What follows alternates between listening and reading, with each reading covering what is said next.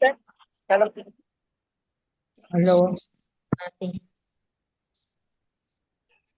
Wah, mati. Nah, saya balik lagi.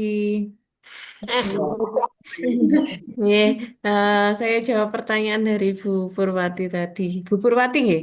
Napa Bu? ya, Nggih. Jadi bisa jadi Bu. Kenapa saya bilang bisa jadi? Karena yang benar-benar bisa menentukan penyebab dari kebutuhan khusus tersebut ya dari diagnosa dokter gitu.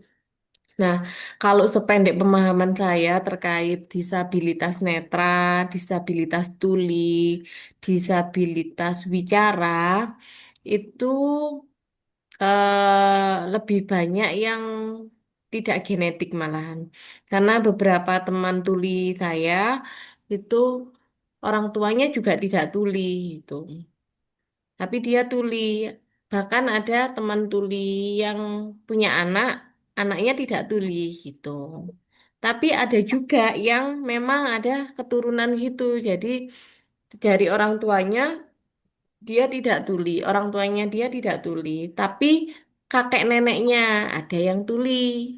Nah, maka kalau tadi ditanyakan apakah itu karena genetik, bisa jadi iya, bisa jadi enggak gitu. Nah, kalau enggak, penyebabnya apa? Yaitu tadi ketika kondisi di dalam kandungan. Tuh. Terus kalau enggak lagi, misal di kandungan aman Bu, dia lahirnya juga enggak tuli gitu. Nah, apakah dia pernah mengalami kecelakaan atau kejadian yang membuat dia cedera sehingga dia tuli? Nah, itu yang bisa benar-benar memastikan satu individu tersebut penyebab ABK-nya apa ya dari dokter gitu. Oh, ini karena virus. Oh, ini karena genetik. Nah. Oh iya, yang kondisi di dalam kandungan tadi, selain genetik, makanan, kan ada lingkungan. Nah, lingkungan itu termasuk selain polusi juga virus ya. Nah, ya, mungkin panjenengan pernah dengar namanya tokso. Dari toksoplasma itu virus yang berasal dari binatang. Nah, kucing, misal saat kucing itu. si ibu itu hamil, itu sering berinteraksi dengan binatang.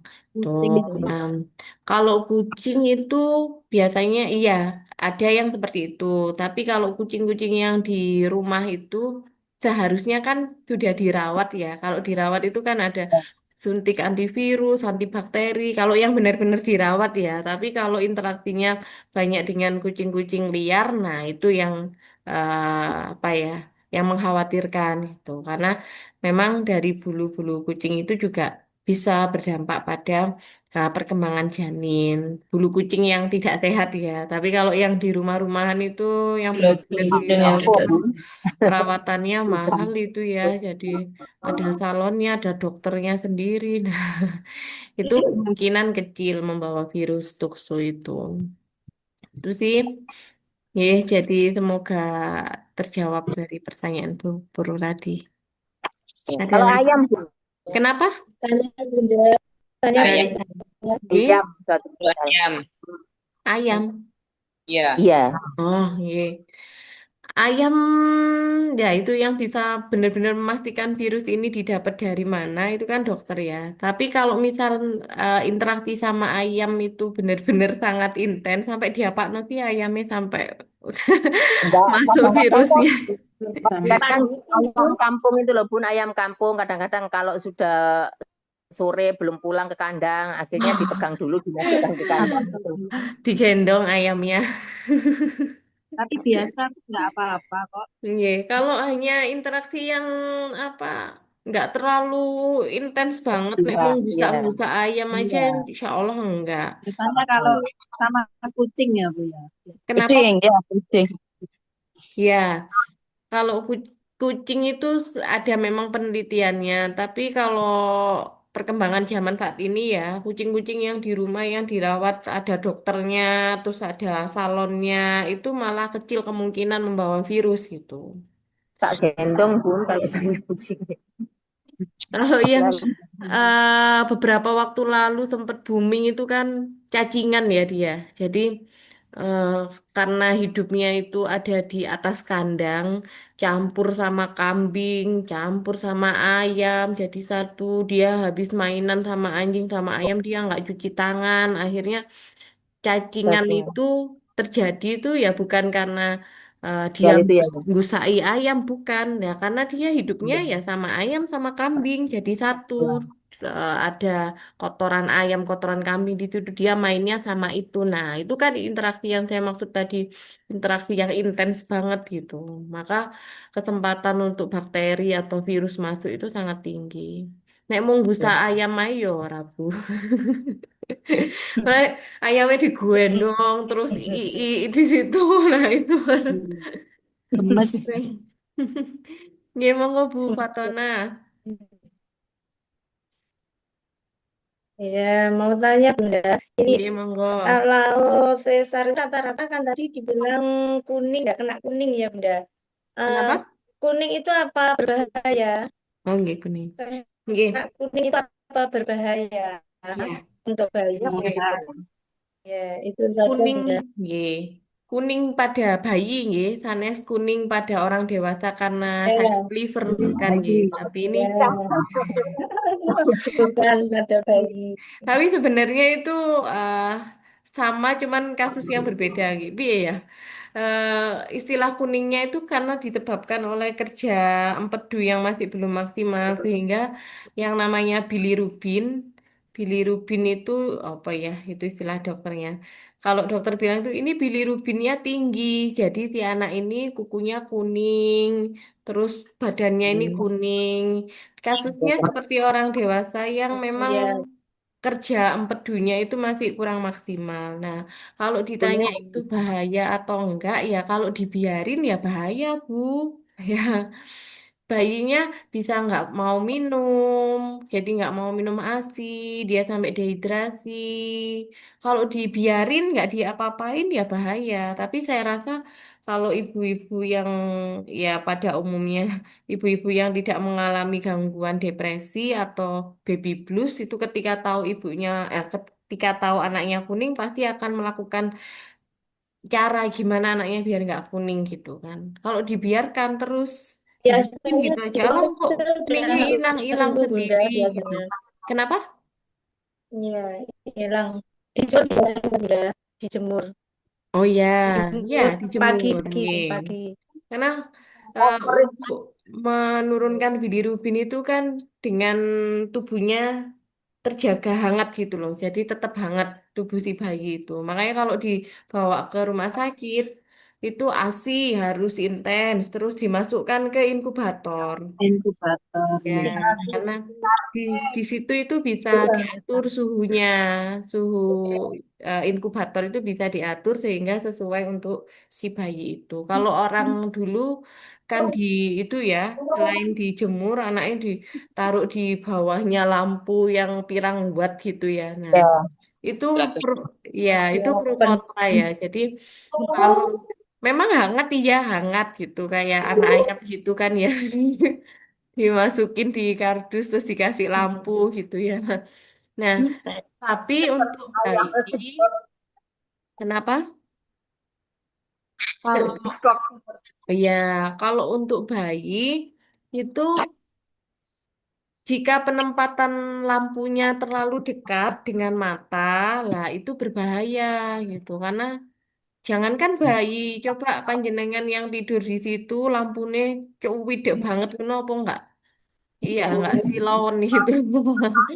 Apalagi bayi yang kondisi matanya masih belum maksimal seperti kita gitu. Itu cara melihat bayi nyaman apa enggak gitu. Karena dikasih mainan yang munyer terus itu ya.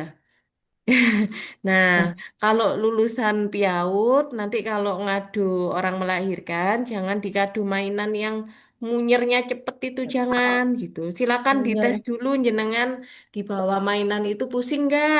Nah, Ya. Ya, pusing. nah kalau jenengan pusing ya jangan dikasihkan ke bayi ya. Wong bayi ae ngeluh kok apa maneh arek bayi. Itu. Nggih. Dulu masih belum ngerti. Kenapa, Bun? Dulu kan belum mengerti, sekarang baru mengerti. Oh, nggih, ya. Kalau yang Kalau didesain saya Banyak perubahan pun. yang didesain sama orang luar itu bulet-buletannya itu kan besar-besar, mainan besar-besar, terus muternya lama nging gitu. Ya. Jadi anaknya cepet tidur bayinya. Tapi yang buatan Cina atau orang Indonesia itu kan yang dari plastik yang bisa weng weng weng weng weng. Nah, Iya. nah itu jangankan Ternyata bayi, bunyinya. orang ibunya aja pusing liatin itu. Itu bayinya malah disuruh di bawahnya bunderan itu, apa nggak tambah ngeli yang itu. Ya, Bun. Ya, oke balik balik ke kuning tadi itu ya. Jadi kalau dibiarin ya bahaya nggih, Bu. Oke, ada lagi yang mau disampaikan? Tanya Bun, Bu, mumpung ini, Bun. Oke, monggo Mau Bu Muftiani. ya, tentang terkait kuning dengan tadi ya. bentuk kepala yang bulat tadi Bu, bulat atau memanjang atau lepek, Mm-mm. itu paling bagus yang mana ya Bu ya bentuknya? Soalnya kalau di Jawa, terutama di lingkungan saya, kepala itu yang bulat belakang itu katanya ganden, ganden itu kurang bagus, lebih Iya. bagus yang agak lepek gitu. Terus itu sebenarnya yang mana sih yang Aku paling tanggul, bagus? Bun. Nggih. Ya, terlepas Jadi, dari mitos bahwasanya nggih. kepala yang bulat itu ganden atau kurang baik gitu ya. Oke, nggih, nggih, nggih. Nggih, baik. Kalau dilihat dari bentuknya, yang dimaksud bulat sempurna itu bukan yang belakangnya ada tonjolannya gini, bukan ya. Tapi, ya, ya Bulat memang, bentuknya ya. iya, dia, Bentuknya ya bulat. mm-mm. Iya. Yang Mm. Iya. kelihatan. Yang saya Iya, maksud lonjong itu tadi kan ada biasanya iya bayi yang memanjang ke atas. kalau Iya. nggak lonjong, kalau nggak gitu, sininya tepos karena sering Hmm. Ya. nyusuinnya kanan, kanan doang, kiri, kiri Iya. doang. Nah, itu kalau bahasanya orang-orang PAUD biasanya peyang gitu, Pak. Ya, Pendek. kepalanya Yang peyang gitu. Nah, kalau yang bagus ya memang, kepalanya apa ya? iya, yang bagus ya memang dia bulat tanpa ada benjolan ya, Bu. Kalau yang belakang sini kan ya pasti akan lebih menonjol daripada leher itu pasti ya. Iya. Iya. Iya. Yang nggak boleh itu menonjolnya benar-benar kayak ada kondenya gitu, ada kasusnya seperti itu.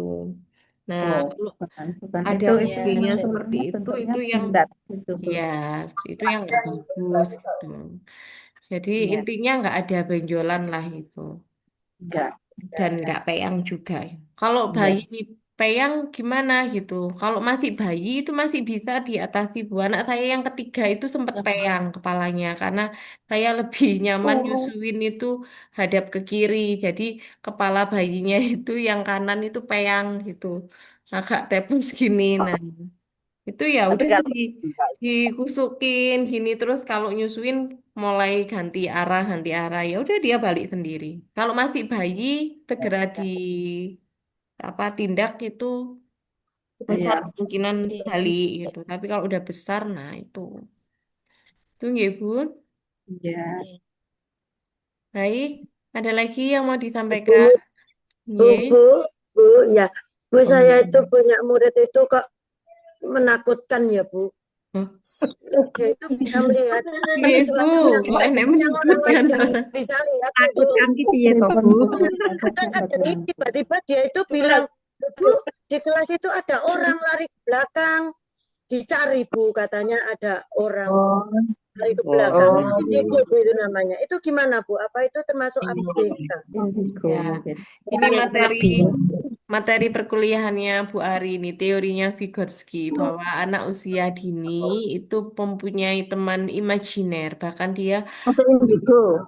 ya jadi beberapa anak usia dini itu dia berani ngomong gitu bahwa Bu ini loh aku ada yang ngikutin Bu itu tuh yang ngikutin tuh Bu kalau nggak gitu Bu itu apa Bu besar nah kalau di budaya kita itu kan langsung dikaitkan dengan IndiHome ya. Indigo. Ya, Indigo, ya, indigo. belum. Indigo. Indigo ya, langsung dikaitkan dengan indigo atau punya indera-indera yang lainnya. Nah, Indra. padahal kalau anak usia dini, kalau dikaitkan dengan teorinya Vygotsky itu masuk banget teman imajiner. Jadi dia bisa berimajinasi dengan sesuka hati. Nah, Taunya kalau anak ini memang benar-benar ini apa perkembangan anak usia dini atau anak ini punya indera Ini keenam ya. Memang di ilmiah juga diakui ya bahwa ada gitu orang-orang tertentu yang dikasih Allah kelebihan bisa em, lebih peka dengan ya, makhluk lain. Nah, itu taunya apa ya? Setelah dia lepas dari usia anak usia dini gitu. Tuh. Bahkan usia dewasa pun itu juga perlu di apa ya, perlu dianalisa lebih lanjut gitu. Kalau di dewasa itu ada yang namanya skizofrenia. Skizofrenia itu salah satu jenis kebutuhan khusus. Dia mengalami penyimpangan atau disabilitas mental. Jadi, nah, dia sering berhalusinasi. Jadi, misal tembok itu nggak ada suaranya, dia tiba-tiba dengar bu, itu kayak ada krek krek krek krek krek krek krek krek gitu. Bu, itu siapa bu yang jalan-jalan? Nah, itu harus nggak serta-merta langsung dibilang, oh ini IndiHome gitu.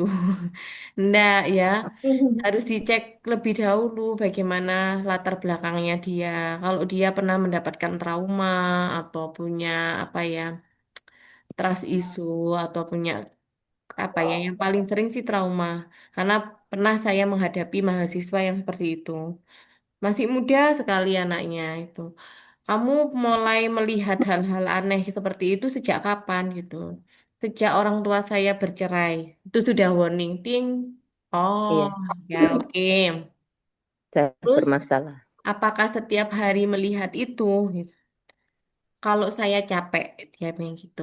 Oke, berarti kalau nggak capek, nggak bisa lihat itu. Nggak bisa, Bu. Kalau saya nggak capek, ya nggak ada itu mereka di sekitar saya, gitu.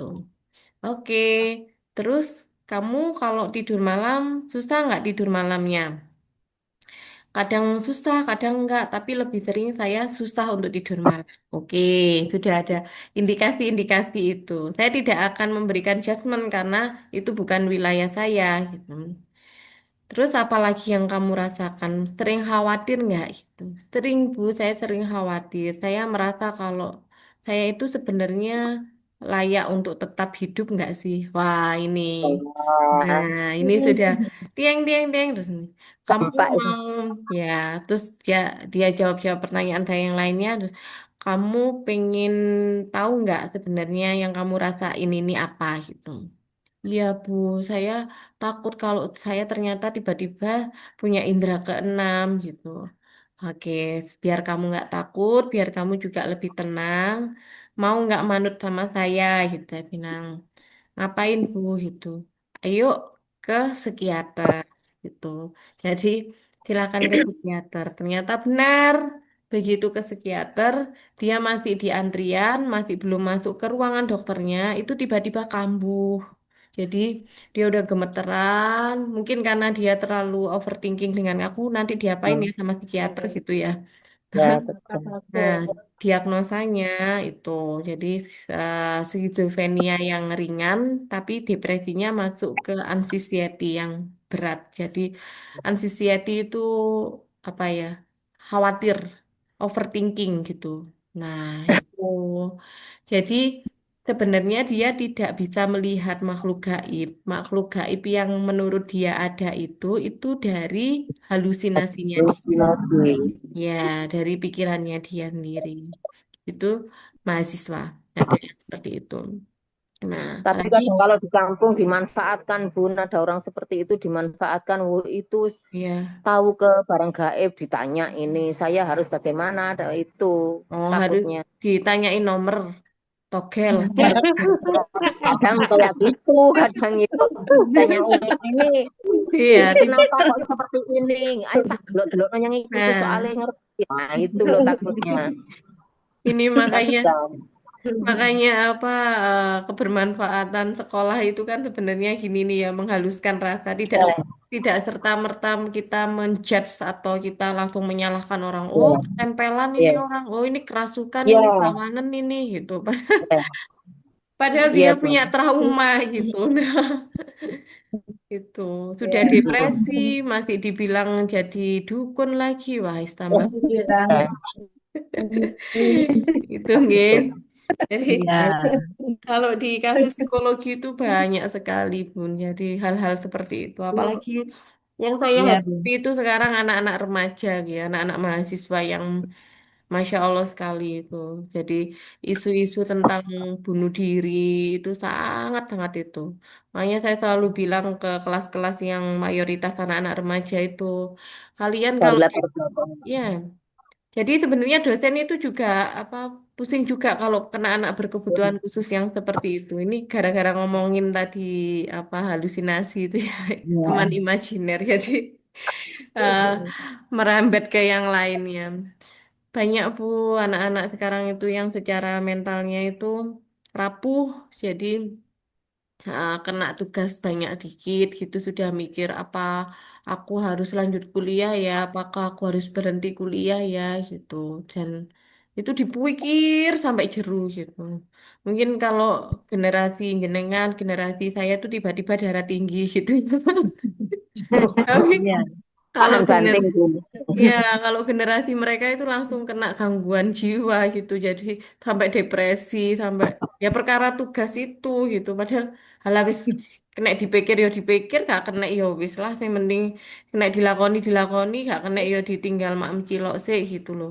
Ngopi, ngopi. Gitu. Orang di Oke, tapi memang kalau Bunda, yang gangguan mental seperti itu kadang menurut kita itu ringan, tapi menurut mereka itu sudah ya Allah gini Sangat banget. berat. tapi juga mengkhawatirkan, Bun, kalau tidak ada yang mendampingi maksudnya. Betul, betul. Makanya yang punya anak remaja atau mungkin cucunya sudah mulai remaja itu jangan dibiarkan sering-sering main HP sendirian di dalam kamar, jangan. Yus moro dipoyoi, ngono moro dicideki masih ya mereka kan sebenarnya risih ya kalau kita terlalu dekat sama mereka ya. Ya. Nah, itu wajar remaja, tapi daripada dia sendirian wis nggak apa-apa mending kene sing di Senen-senennya lapo sih ibu iki gitu atau lapo sih Uti kok senengane nggak Iya. gitu. Tapi lama kelamaan mereka akan dekat dengan kita kalau kita mendekatkan Ya, diri kemarin kita ke mereka ini gitu. mau nyusul. Oke, Ya, jangan maybe. biarkan mereka sendirian lama-lama bahaya anak-anak sekarang itu. Ya, Oke, baik. Ada lagi yang mau disampaikan? ya Bun. Ini anak Oke. maksudnya sudah kelas 6 selalu apa datang sekolah gitu. Kalau main HP di dalam kamar, kadang-kadang saya yuk marah gitu. Ya. Takutnya ada kejadian dulu itu selalu main HP di dalam kamar, tahu-tahu ada yang ngajak keluar, terus dapat sampai 3 hari tidak pulang, begitu pulang-pulang jadi kusut semua gitu. Mm-mm. Jadi ketakutan saya seperti itu.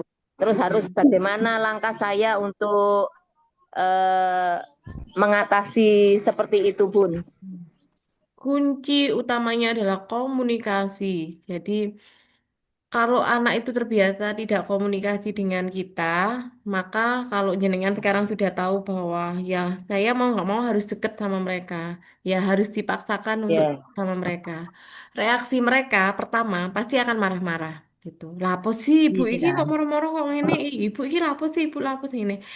Karena ibu menyayangimu, karena ibu mencintaimu, ibu nggak mau kamu sendirian gitu. Ya nggak apa-apa, rodo apa mode-mode ya, mode-mode Ya, itu teman. apa ya ya, istilah anak sekarang Ember. itu ganjen ya. canda gitu. Nggak apa-apa lah Ya, ya, ganjen ke ya. anak sendiri ya. Daripada anaknya kenapa-napa gitu ya. Terus emang gitu Ya, tuh ngapain sih lama-lama main HP gitu. Misal ditanya gitu. Ya urusanku tak bu, lapo sih bu kepo ae gitu. Yo kepo ta, biyen ibu gak tahu dulinan HP lah, yo pengen ngerti sampean ku jane dulinan opo gitu. Ya gitu. Jadi dibuka perbincangan yang seperti itu. Awal-awal pasti dia ya. akan marah, dia akan risih gitu. Tapi ya udah gitu kan lama-lama jenengan juga akan tahu ritmenya gitu dan coba Yang masuk. dilihat tari-tarian aja, tari-tarian anu itu. Mm-mm. Tuh, kalau anak-anak Gen Z sekarang itu atau anak-anak milenial itu kan mengecek apa yang diakses anak itu dari aplikasi. Jadi ada namanya family aplikasi family apa ya lupa saya family group atau apa gitu. Jadi itu ngecek untuk ngecek historinya Google. Jadi histori Google HP anaknya itu bisa. Nanti coba saya apa cek lagi di Google karena saya masih belum menggunakan itu. Wong anak-anak saya masih belum pegang HP semua ya. Tuh. Jadi bisa ngecek histori atau riwayat anak itu habis cari apa di Google. Itu bisa. Oh iya. Terus ngecek anak itu main game apa. Itu bisa. Bahkan Ya. memblokir game dari HP jenengan. Jadi gamenya itu ada di HP anak ya. Terus karena jenengan itu install aplikasi yang saya sampaikan itu, jenengan bisa mengakses HP-nya anak itu. Jadi ketika dia misal, oh, game kok game gak genah-genah ini, itu langsung jenengan blokir dari HP jenengan tanpa harus ngotak-ngatik HP-nya mereka. Itu ada Hmm. aplikasinya. Kakak saya yang sudah mulai pakai itu karena anaknya Iya. sudah mulai pakai HP. Jadi ketika tahu anaknya sudah, ini sudah 1 jam lebih ini main HP, langsung sama dia dimatiin dari HP kakak saya itu. Iya. Tiba Ini dimatiin kelas dari 6 HP baru bapaknya ya, gitu loh. langsung dimatiin gitu. Nanti anaknya tahu. Bapak matiin itu ya? Iya, gitu. Sudah cukup main HP-nya gitu. Nah, karena sudah kebiasaan gitu ya dia tidak akan marah. Awalnya marah, tapi karena sudah kebiasaan tahu dia dicek dari HP bapaknya ya udah gitu. Oh ya udah, berarti mainan lainnya itu udah nggak main HP lagi. Tuh, tuh bahaya memang sekarang itu kalau nah, dibiarkan sendiri. Apalagi anak lebih dekat sama temannya daripada sama orang tuanya. Nah, itu bahaya banget. Ya. Oke, cukup gini saya lanjutkan sedikit lagi untuk materinya. Nah, ini, nah Yang masuk ada ke malah kebutuhan. ditutupin. Kebutuhan anak berkebutuhan khusus. Apa saja kebutuhannya? Nah, ini masih loading. Belum nampak nih, dengan. Belum. Masih muter. Oke, masih muter. Masih muter-muter. Hmm. Loading. Hmm. Sinyalnya. Ya. Saya sampaikan saja. Untuk kebutuhan anak berkebutuhan khusus itu dibagi menjadi 3, yaitu fisik, sosial, emosional, dan pendidikan. Hampir sama sih sebenarnya dengan anak-anak yang pada umumnya. Jadi kebutuhan fisik jelas harus terpenuhi. Terus kebutuhan sosial, emosional. Nah, yang paling PR itu adalah mengubah mindset orang tua bahwa anak berkebutuhan khusus itu bukan aib. Nah, itu yang paling susah merubah mindset itu. Nah, karena kebanyakan orang tua kalau tahu anaknya itu berkebutuhan khusus itu terus malu itu. Padahal seharusnya disupport saja karena Allah itu benar menjanjikan kok kalau Allah itu menutup satu hal dari makhluknya itu pasti ada hal lain yang em, kemampuannya lebih lebih daripada anak-anak pada umumnya. Misal anak tersebut disabilitas netra, nah kan berarti sama Allah itu ditutup matanya, nggih. Nah, tapi Allah itu adil banget. Biasanya dimaksimalkan di kemampuan yang lainnya. Misal anak-anak yang bisa melihat itu bisa hafalan juz saat umur 4 tahun gitu. Nah, si anak netra ini umur 2 tahun dia sudah bisa hafal surat-surat pendek. Nah, seperti itu. Itu sih yang seringkali saya temui dari anak-anak disabilitas itu begitu.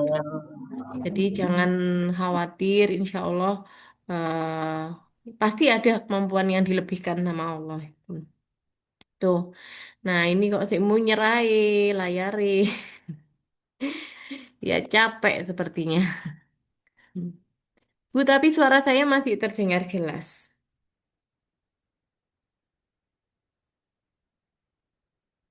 Ya, ya.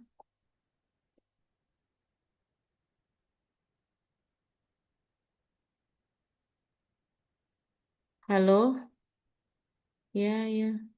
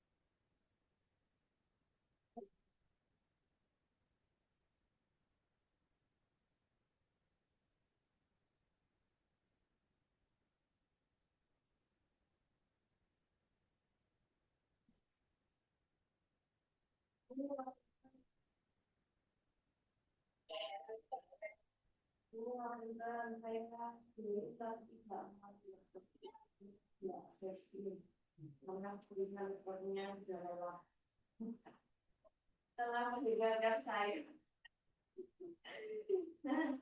Oke, tadi saya lanjutkan ya, yang kebutuhan hari ini nanti juga ada bisnis, sosial emosional, tentunya materi terakhir itu tentang hak dan kebutuhan, hak dan kewajiban. Untuk hak dan kewajiban kita, hak dan kewajiban teman-teman kita mendapatkan pendidikan, itu terkait hak dan ini terus terkait dengan undang-undang 2 mengelola warga negara berhak mendapatkan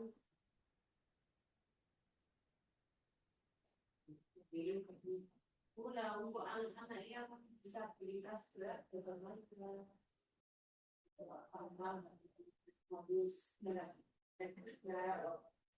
harus tapi tidak ada lagi anak-anak yang kita dinyatakan ini anak kebutuhan khusus harus dipasung gitu nanti kalau awan berat itu yang memasung itu ini karena ini membahayakan dirinya sendiri kalau menjauhi orang lain jadi kita itu tahu kemaksunya kalau sudah tahu ini membahayakan diri sendiri dan orang lain maka silakan bawa ke rumah sakit jiwa saya ya tetap penanganan dari dokter jiwa ya jadi bukan bagus jadi itu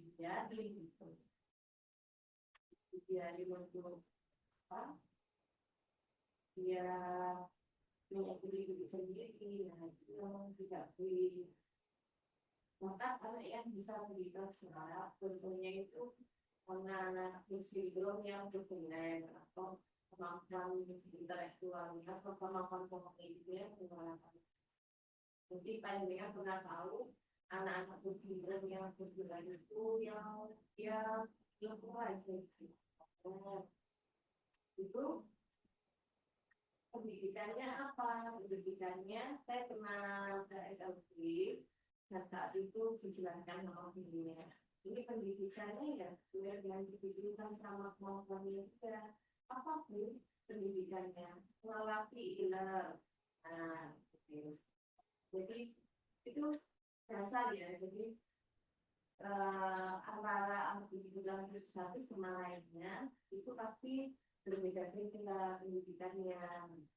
Untuk yang bergenerasi atau berhubung yang Jawa rata-rata kan dia untuk perawat sendiri itu masih belum bisa jadi target dirinya itu minimal dia bisa melatih ilernya sendiri oke jadi yang penting itu tadi hak dan kewajibannya dia untuk mendapatkan pendidikan itu terpenuhi cukup untuk materi hari ini. ini monggo untuk lanjut mungkin tidak ada yang bertanya atau ada yang mau disampaikan mungkin saya kita.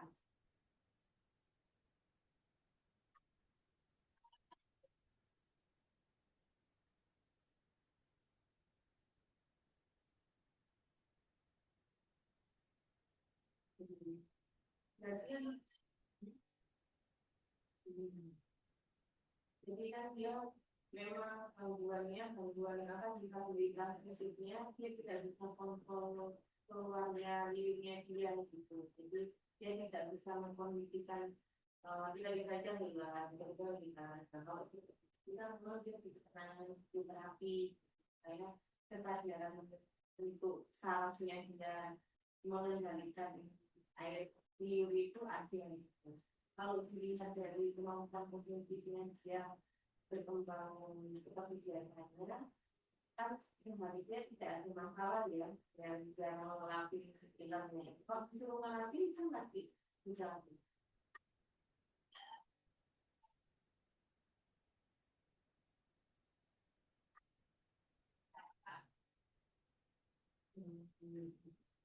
Nah itu harusnya bilang melatih kalau tidak itu sendiri mana ya. Sesuatu itu apa yang sekarang gitu. Sebenarnya anak ini silakan gitu. Kalau orang beli kan bilangnya itu pas bogor itu nggak dituruti pengennya apa gitu ya. Sekarang usia berapa tuh? Usia berapa? Yang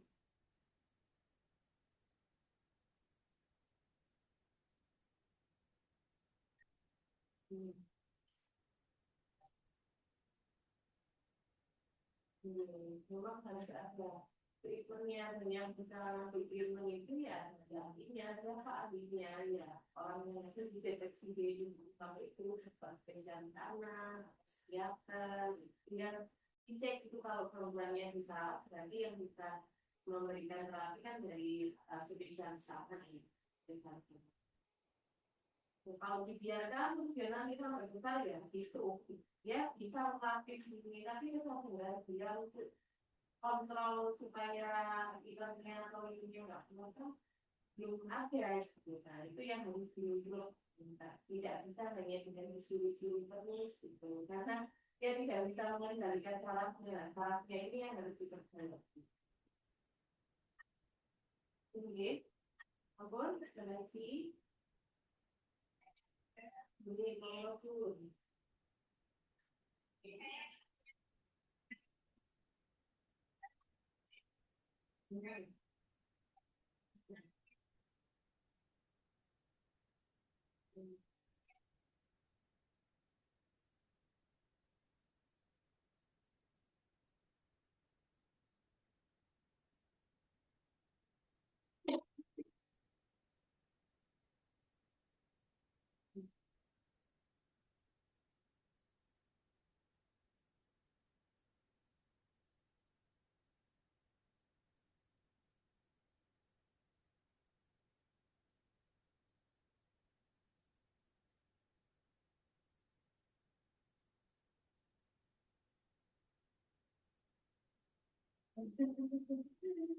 Mulai kita bisnis.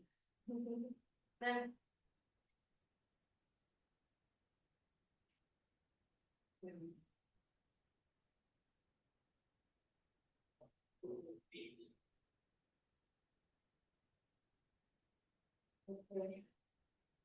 ini sebenarnya nanti pertemuan berikutnya ada materi khusus itu. Nah, tapi ini kayaknya di bawah sekilas sendiri, jadi sedih itu mereka itu gimana? Demam itu kan awal mula penyakit yang lainnya ya. Kalau misal itu tubuhnya bagus ya, berarti demam dia tidak akan masuk pilek.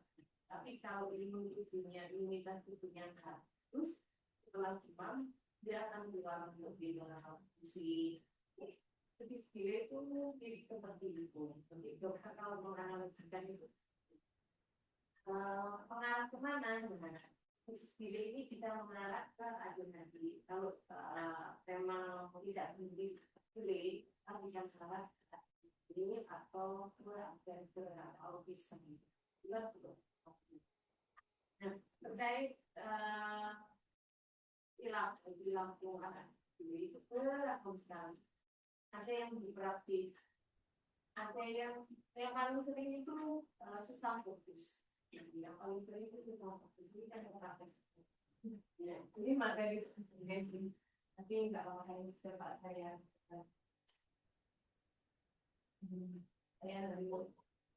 ambil yang selama menjadi saat saya.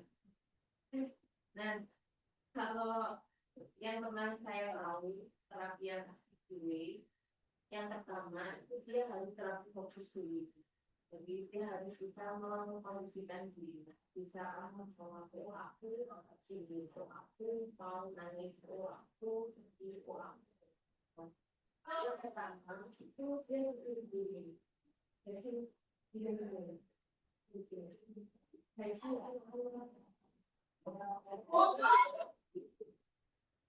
itu hal yang mudah.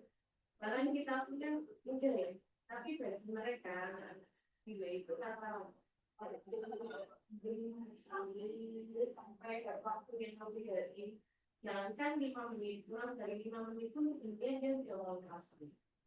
Nah, itu saya pernah tahu ketika di terapi itu ya. Ini tidak yang karena memang yang kebetulan yang itu keponakan saya dan ada satu lagi itu dari anak teman saya sekarang itu ini tuh masya Allah sering sampai tantrum nggak akan tahu. Tapi yang tidak terbiasa gini ya dia di yang tantrumnya gitu itu untuk nanti fokus. Yang berikutnya itu sensori. Jadi pikirnya itu tidak serta tahu dia terlambat bicara, jadi tidak serta tahu. Jadi banyak hal yang perlu diselesaikan dari sisi itu. Sensori. Jadi dilatih sensorinya dia bisa merasakan ini harus kata, dia bisa mengendalikan dirinya. Itu saling berkaitan antara terapi sama terapi lanjutan. Sebelum pada akhirnya dia juga bisa fokus, lalu dia diajari terapi yang ini oral. Jadi mulai dari mama, papa, itu nanti itu malah kalau kita kan mikirnya ekspresi terapi itu ya terapi belajar ngomong